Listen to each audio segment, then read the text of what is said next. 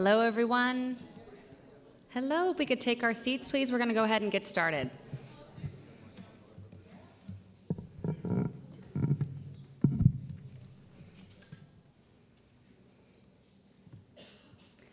So, hello, everyone, and welcome to Florida Civic Advances 2023 Summit, Civic Health for the Whole Community, From Data to Community Action. My name is Ashley Dietz, President and CEO of the Florida Philanthropic Network, and a proud board member of the Florida Civic Advance. I will be your hosts of sorts over the course of the next 2 days.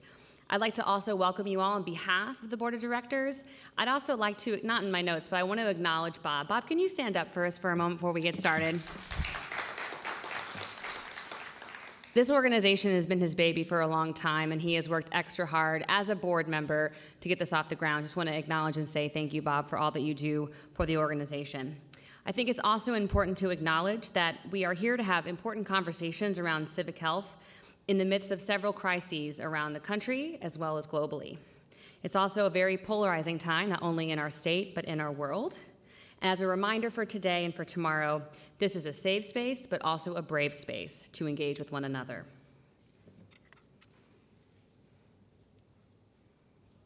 The Florida Civic Advances mission is to advance the civic health in Florida communities. We are a nonpartisan organization based here in Florida. Civic health relates to the overall well-being of residents, neighborhoods, and communities, using their voice to find equitable solutions to key issues where they live and work.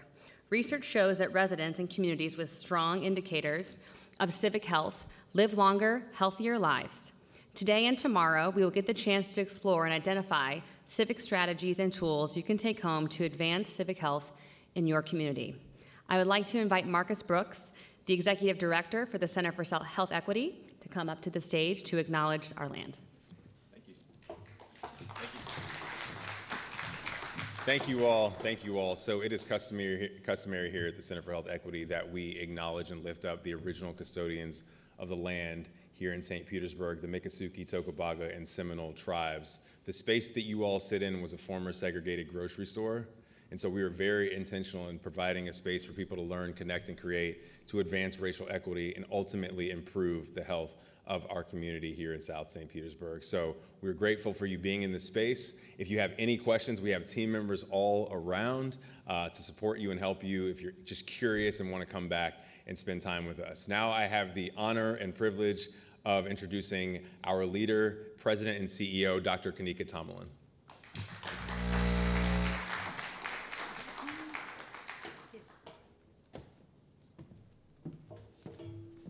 Good afternoon. Welcome. So happy to be here with you today and to see so many wonderful faces who are committed to very important work here with us today. As President and CEO of the Foundation for a Healthy St. Petersburg, it's my privilege and my pleasure to welcome you for the 2023 Florida Civic Advance Civic Health Summit. Thank you for making the time to be here, and thank you for your focus on the many ways we can make our communities stronger, healthier, and more equitable.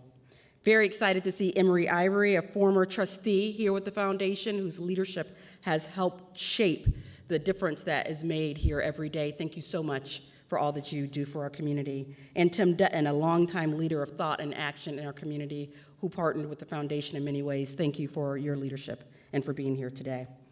I also want to acknowledge the members of our team here at the Foundation for a Healthy St. Petersburg who are here, and the impassioned leadership that they feel for this work is really transforming lives in our community, and I'm so grateful for your skill and your talent and the many ways that you make a difference. At this foundation, we care deeply about our community's health, and I'm very happy to share with you a bit about who we are and what we do and why we do it, to help us ground in our shared aspirations, because we do have many shared aspirations, the people convened in this room. I know that some of you are joining us from Sarasota, Miami, West Palm Beach, we were just speaking, Fort Myers, Oviedo, and even as far away as North Carolina and Illinois. While our geographies may be disparate, our desires for a more just, engaged society that is inclusive of all who call a community home, that's the same. And so we are here in the right place doing this work together. At the Foundation for a Healthy St. Petersburg, we know that optimal health outcomes and well-being should be an attainable reality for all of us, regardless of our race, our ethnicity, gender, geography, or income. We also know that all too often this is not the case. So we are working to address the health disparities that cripple our community through our mission to achieve health equity through racial equity. And we do this in 3 ways. Strategic initiatives, such as our St. Petersburg Anchors Collaborative, is one way. The St. Pete Anchors Collaborative is a partnership about which we are very proud. It brings together our city's largest and most enduring institutions, and their shared work exists to foster equity, advancing commitments in hiring, procurement, and other business practices. We are also working to achieve health equity through the advancement of racial equity via our programming in this Center for Health Equity, where we've all gathered today. All year long, this space is activated with critical work that is being done by the Foundation and other partners to support our community's culture of health and equity. You are all a part of that activation, and we're so appreciative of your dedication to this important work. And finally, we support the building of a more equitable community through our grant making. Since inception, this foundation has provided more than $26 million in funding to outstanding local organizations that share our goals for health equity. And in partnership with Bayfront Health, the health system in our community, we are excited to award another $2.9 million this December in our prioritized focus areas of economic equity and justice and mental health and wellness for Black, Indigenous, and people of color. So our enduring focus at the Foundation is on health, and we know that so many elements go into the work to build healthy communities. So many conditions and social determinants influence our health outcomes. In addition to healthcare access and quality, we know that health is also influenced by our access to quality education, our social and community context, our economic stability, and our neighborhood and built environment. And so we must make a difference in all these places. Civic health, which FCA has defined as the ways residents engage together in activities that strengthen the well-being of a community to build trust, is an absolutely critical element of our broader health. When our community members come together to volunteer, give charitably, attend public meetings, and reach out to public officials and leaders to make their voices heard. When community members help neighbors, and when we work collectively to create sustainable solutions to vexing problems that define our individual quality of life. When we are active and engaged, rooted in our communities, involved and fully present, our communities are healthier. Quite simply, we are healthier, and that health is more equitable. Knowing that civic health ties to public health and the many ways it influences and improves health equity makes us all so excited for the conversations, presentations, dialogues, and shared ideating that will happen in this space over the next 2 days. We hope the case studies that are shared, the roundtable discussions in which you engage, the impassioned thoughts that are sparked, we hope that it all catalyzes ideas that deepen our collective understanding of the power of this moment, the requirement of this movement, and the enormity of the opportunities and challenges we all face in this work. We aspire to create communities in which every person can lead a sustainable and fulfilling life, free from worry about having their basic needs met. A place in which every person has access to high-quality health care and education. We aspire to create communities where all voices feel valued and heard, where people feel supported and cared for, where we can gather in our public spaces, access our leaders, and participate fully in the society that governs us. And that work takes all of us. So thank you again for being here. Thank you so much for your leadership in that work. And thank you for choosing this space that we proudly dedicate to health and racial equity with our action every day. This is such an exciting time.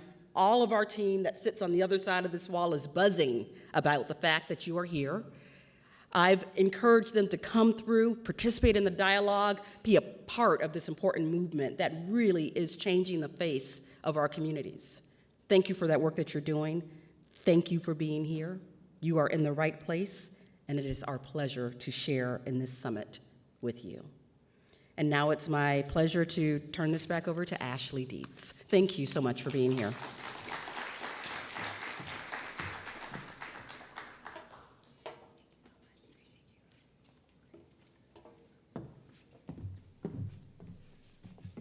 Thank you so much, Dr. Tomlin. It is my pleasure now to introduce Jim Murley, Florida Civic Advance Board President. I got to introduce all your titles here.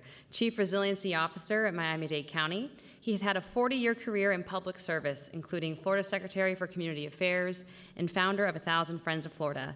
Please welcome Jim Murley.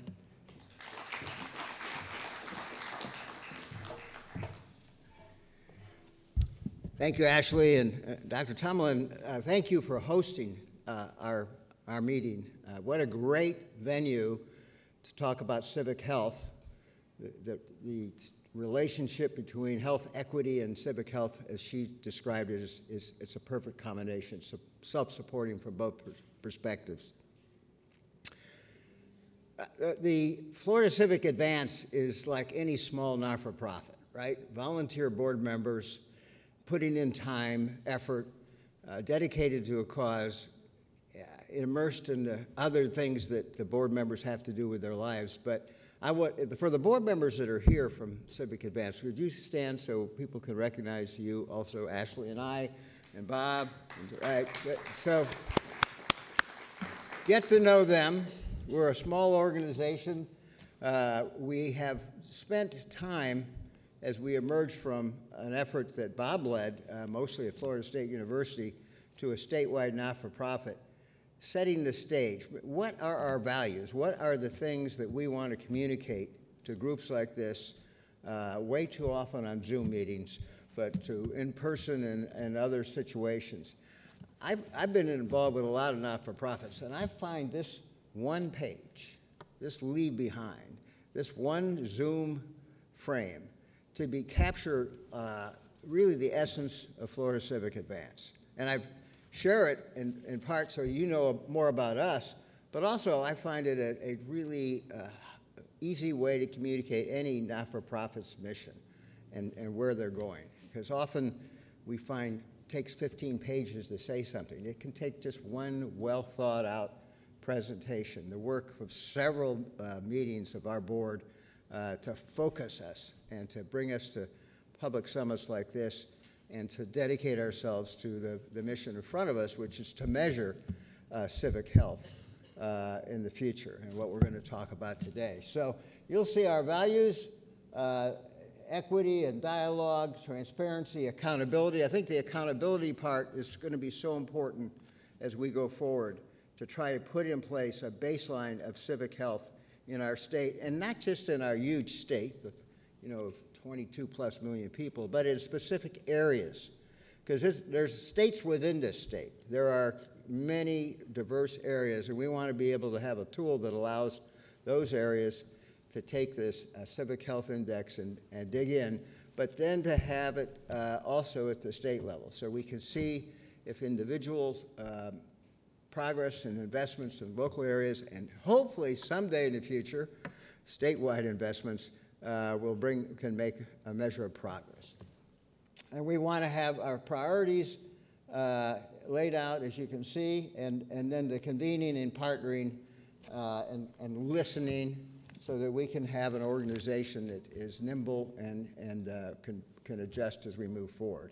So I present this to you as the mission and vision of a small not-for-profit that has big ambition, and the fact that you're here reinforces to us that we're on the right track. So thanks so much for being here, and I look forward to meeting all of you and participating as we go through the next 2 days. Thank you.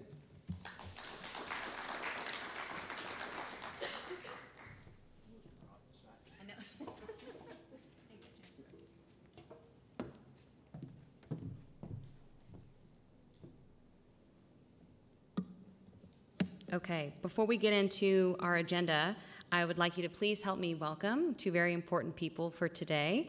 They're part of the World Cafe team. It's Ashley Cooper and Danye Eicher. Good afternoon. Good afternoon.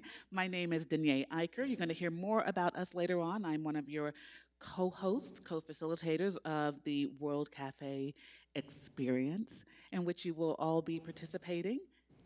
And hello, I'm Ashley Cooper, and also one of the co-hosts. So yeah, we just really want to encourage the connection and dialogue that can happen that so many of you are engaging in the time leading up to now.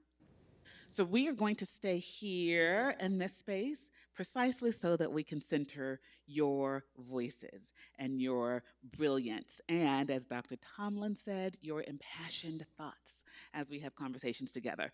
One piece of logistics that we would like to ask of you all is, we know that people are going to be coming in later on, so to make room, to make space, both physically and spiritually, right? But also, can we move to have maybe 4 or 5 people at each table? So for those tables where there are only a couple of people sitting, we're going to ask you to make your way to another table so that we can at least have 4 people at one table, 4 to 5. You don't have to move. I saw the question in your eyes. You don't have to move. Because we're going to ask you to be writing on these papers, and we want to collect your thoughts as often as we can on one sheet. And I'm going to just add one thing about, there's paper on your tables and markers. I know it's easy to have your computers up and to be taking your own notes on your own personal notebook, but I really, really, really want to encourage you, when there are moments that capture your attention, please write them down on the pieces of paper, because while we're a small but mighty group here in the room right now, what really is resonating with you in the room is going to be so different than folks who are watching this in the videos in the future. So really use the paper in front of you. If somebody says something that you're like, oh, that's the quote, write it on the paper, and then you can copy it into your own notebook or computer. Thank you. Wonderful. Thank you all. Thank you, Danye and Ashley. We can say Ashley 1 is Ashley Cooper, and I can be Ashley 2. That's fine. So continuing on, so we can get to our speaker here in a moment, it's always really important that we thank all of our sponsors. Without our sponsors, this event would not be possible. I'm going to read them all aloud. I'd like to thank Allegheny Franciscan Ministries, the Miami-Dade County, Florida Voices United, Duke Energy, the Florida Philanthropic Network, Central Florida Foundation, and Stuart Langdon Associates. Thank you all again to all of our sponsors. I'd like to also recognize the Summit Planning Committee. If you're on the Planning Committee, can you please stand up? I know, I'm embarrassing you, I'm sorry. Big round of applause to those who helped make this possible. This is our first summit since, is it 2019? Is that right? And so a lot of things have changed. We've gone through COVID, FCA has become its own nonprofit. There's a lot that's happened. So it's a small feat to get us all in this room today. So thank you so much for giving up your time and talent to organize this for today.